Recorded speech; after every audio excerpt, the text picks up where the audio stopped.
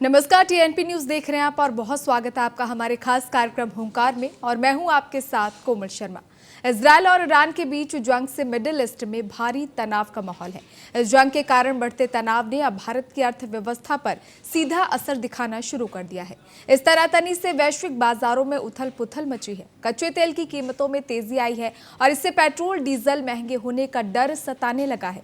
इस माहौल में सोना और चांदी सुरक्षित निवेश के तौर पर चमक रहे हैं और उनके दाम भी ऊपर जा रहे हैं। मिडिल ईस्ट में बढ़ती तनातनी ने वैश्विक बाजारों को अस्थिर कर दिया है। इसका सीधा असर भारत जैसे आयात निर्भर देश पर पड़ रहा है।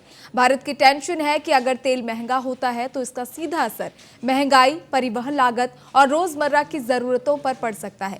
इतना ही नहीं, अमेरिका, इजरायल और ईरान जंग के चलते शेयर बाजार में भारी गिरावट है। आपको बता दें कि जियोपॉलिटिकल तनाव और जंग जैसी स्थिति में महंगाई बढ़ने का खतरा लगातार बना रहता है। और आज हुंकार में इसी पर विस्तार से चर्चा करेंगे, समझेंगे कि ईरान वर्सेस इजरायल की ये जो जंग हो रही है इसका भारत पर किस तरह का असर पड़ेगा। और इसी पर चर्चा की शुरुआत करेंगे, लेकिन कुछ बड़े सवालों के साथ। सबसे पहला सवाल, मिडिल ईस्ट तनाव और तेल की कीमतों में बढ़ोतरी से भारत में महंगाई कितनी बढ़ सकती है, महंगाई का डर कितना बढ़ने वाला है, यह समझने की कोशिश करेंगे। दूसरा बड़ा सवाल, भारत में रोजमर्रा की चीजों और ट्रांसपोर्ट की कीमतों पर किस तरह का असर होगा। तीसरा और बड़ा सवाल, महंगाई और बाजार अस्थिरता के बीच निवेशक अपने पैसे को कैसे सुरक्षित रख सकते हैं, ये भी एक बड़ा सवाल। और इन्हीं सवालों के साथ चर्चा की शुरुआत करेंगे, मेहमानों को रुख करेंगे जो इस वक्त हमारे साथ इस चर्चा में जुड़ चुके हैं। हमारे साथ अश्विनी राणा जी जुड़े हुए हैं, आर्थिक एक्सपर्ट हैं। अश्विनी जी, बहुत स्वागत है आपका टीएनपी न्यूज़ पर। हमारे साथ मनीष गुप्ता जी जुड़े हुए हैं, आर्थिक एक्सपर्ट हैं आप भी। मनीष जी, बहुत स्वागत है आपका टीएनपी न्यूज़ पर। और हमारे साथ राजलक्ष्मी जी जुड़ी हुई हैं, फाइनेंस एक्सपर्ट हैं। राजलक्ष्मी जी, बहुत स्वागत है आपका टीएनपी न्यूज़ पर। सबसे पहले अश्विनी जी, आपसे ही समझना चाहूँगी, मिडिल ईस्ट में जिस तरह से तनाव का माहौल है, कच्चे तेल की कीमत जो है उसमें कहीं ना कहीं इजाफे की बात कही जा रही है और लगातार बढ़ोतरी हो भी रही है। भारत में जो है महंगाई कितनी बढ़ सकती है, इससे भारत के लिए कितनी टेंशन बढ़ने वाली है कि भाई जो क्रूड ऑयल है हमारा 40% ज्यादा उधर से आता है, तो वहां से अगर क्रूड ऑयल आना बंद हो जाएगा, इस रूट से क्रूड ऑयल आ नहीं रहा, तो निश्चित रूप से उसकी कीमतें बढ़ेंगी तो उसका असर जो है बाकी सारे चीजों पर भी दिखाई देगा, वो महंगाई का असर दिखाई देगा।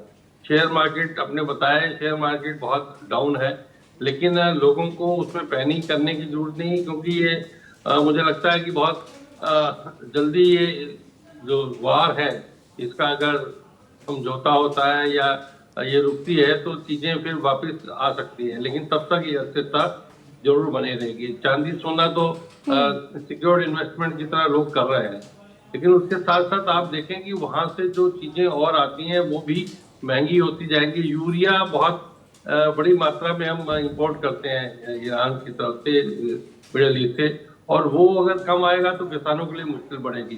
यानी वो उसको भी महंगा होगा, और महंगा होगा तो किसानों के लिए जो है कॉस्ट एग्रीकल्चर प्रोडक्ट्स की भी बढ़ेगी। तो यानी कुल मिला के एक चीज का इफेक्ट सबसे बड़ा है, वो है क्रूड ऑयल। उसके कारण से सारी चीजों पर वो असर दिखना शुरू हो जाता है।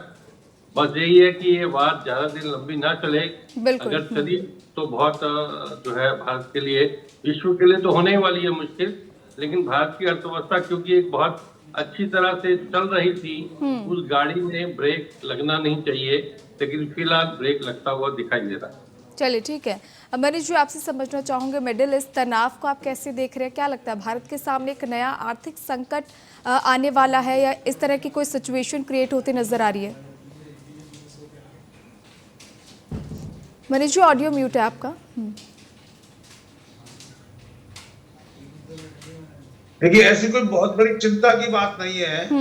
पहली बात तो ये है कि भारत अपने आप में एक बड़ा देश है, ठीक है। अभी अमेरिका का ईरान के साथ जो युद्ध चल रहा है उसमें हमारे को सबसे बड़ी प्रॉब्लम जो है वो ऑयल की हो सकती है, जैसा कि राणा जी भी कह रहे थे।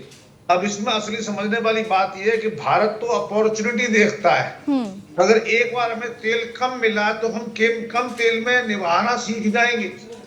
हमारे देश के लोगों को ये महसूस हो जाएगा कि तेल महंगा पड़ रहा है, और अगर इलेक्ट्रिक व्हीकल सस्ते पड़ रहे हैं तो हमारा मेजर कंजम्पशन जो मोटर कारों में,